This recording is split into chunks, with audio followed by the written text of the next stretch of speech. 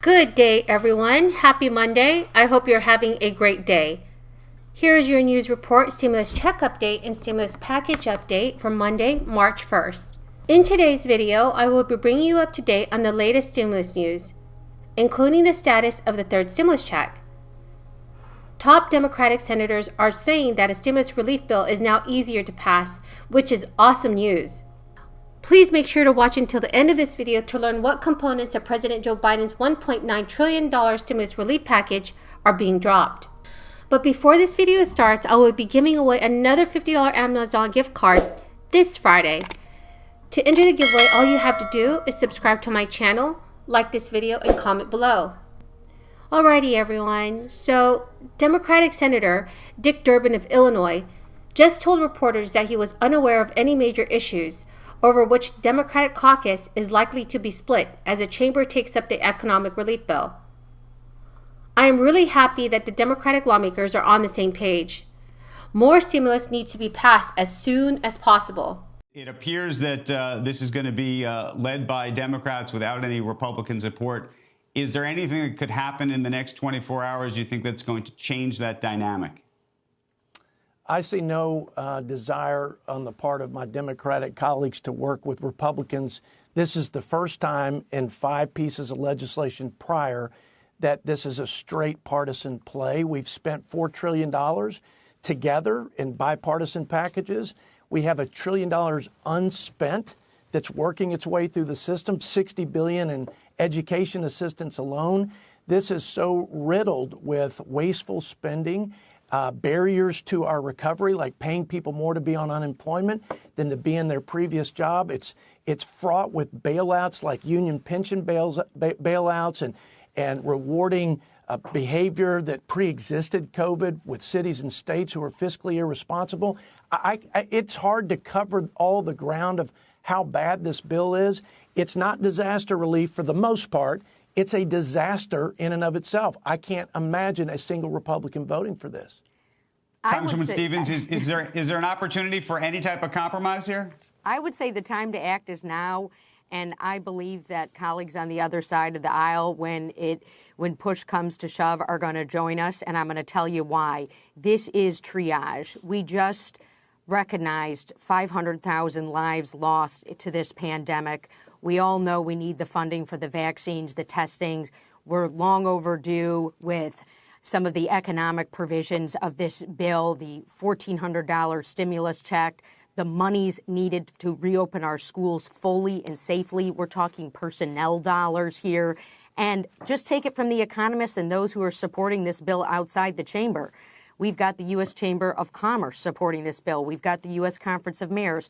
We've got executives who come from both parties who are saying we need this American Rescue Plan.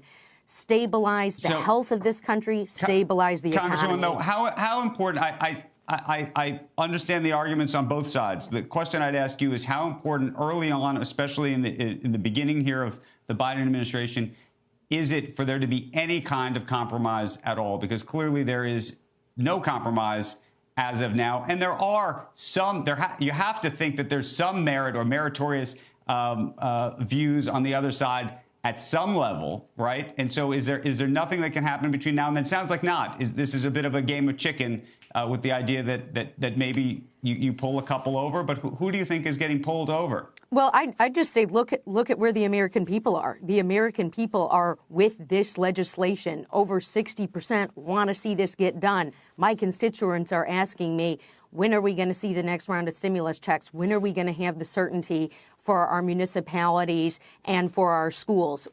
We've got to unlock the dollars in Michigan to get the testing in place that we still need to do while we're getting the shots in people's arms. This can't wait. Reconciliation, no doubt about it. It's an expedited process. We know that. We saw the other side of the aisle pursue this with a tax scam that contributed $1.5 trillion to our deficit. Right. So.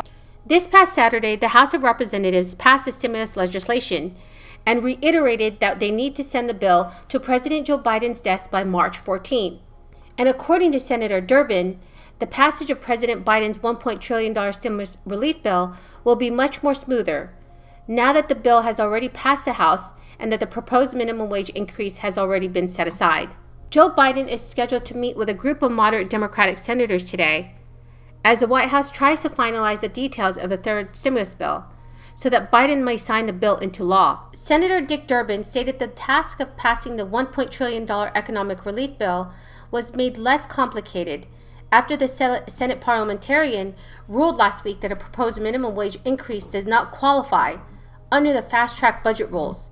However, Senator Durbin said he is disappointed a House-passed $15 an hour minimum wage increase is now all but sure to be out of the Senate's bill.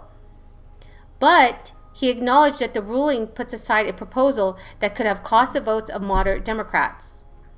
That is true. Many moderate Democrats have opposed including the $15 federal minimum wage hike in the next stimulus package. For example, Senator Joe Manchin has repeatedly stated that he does not support increasing the minimum wage to $15 an hour.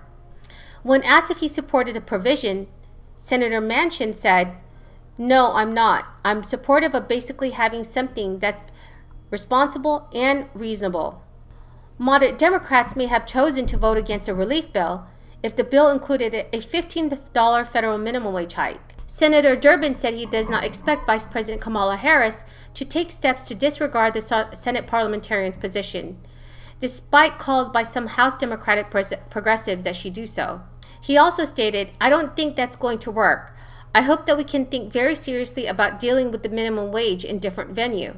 So what are your thoughts, everyone? Should Kamala Harris try to disregard the Senate parliamentarians' ruling on the $15 federal minimum wage increase? Please leave your thoughts in the comments below. White House Press Secretary Jen Psaki has said that the Biden administration remains committed to a minimum wage hike. She also stated the administration will work with members of Congress, with their staffs, about the best vehicle moving forward, but we don't have a clear answer on what that looks like at this point. Jen Psaki also said that Biden will be speaking with a group of moderate Senate Democrats today as Biden continues working on getting the economic relief bill enacted. The meeting will be virtual and is set to include 9 senators. Senators Durbin and Joe Manchin will be attending the meeting. At the meeting, senators from both parties will have the opportunity to offer what could amount to scores of amendments on the stimulus relief package when the Senate takes it up this week. But Senator Durbin said he hasn't seen any of the changes that might be proposed. He doesn't know of any issues that could divide the Democrats in the debate and threaten passage of legislation.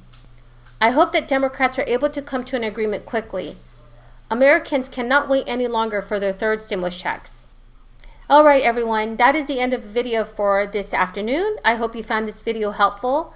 Please make sure to enter the $50 Amazon gift card giveaway by subscribing to my channel, liking this video, and commenting below. Thank you and have a blessed day.